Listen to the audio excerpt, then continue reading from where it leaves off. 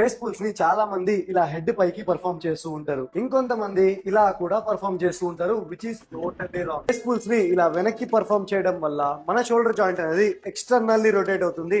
Long term లో మనకు serious injuries అవుతాయి. I absolutely agree with fit by Allu. మీరు ఫేస్ పుల్స్ చేసేటప్పుడు ఎక్స్టర్నల్లీ రొటేట్ చేయడం వల్ల మీ షోల్డర్ ఇంజూర్ అయ్యే ఛాన్స్ ఖచ్చితంగా ఉంది. ఫస్ట్ ఆఫ్ ఆల్ మనం ఎక్స్టర్నల్ రొటేషన్ అంటే ఏంటో అర్థం చేసుకుందాం. నేను ఇలా నిలబడి ఈ చెయ్యిని ఇలా తిప్పడం, ఈ షోల్డర్ జాయింట్ దగ్గర నుండి ఇలా తిప్పడాన్ని ఎక్స్టర్నల్ రొటేషన్ అంటాం.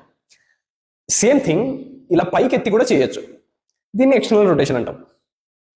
సేమ్ థింగ్ నేను ఇలా కూడా చేయొచ్చు, ఇది ఎక్స్టర్నల్ రొటేషన్. మనం గనక ఫిట్ బై అల్లు చూపించిన ఫస్ట్ ఎక్సర్సైజ్ ని గమనిస్తే ఇలా పట్టుకొని ఇలా చేశాడు, which is external rotation.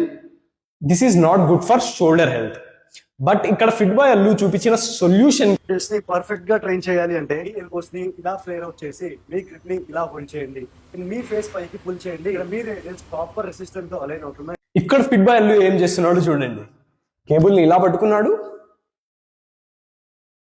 Same thing external rotation. Fit by Allu video ప్రకారం ఎక్స్టర్నల్ రొటేషన్ ఈజ్ బ్యాడ్, కానీ దానికి సొల్యూషన్ ఏంటో తెలుసా? Still external rotation.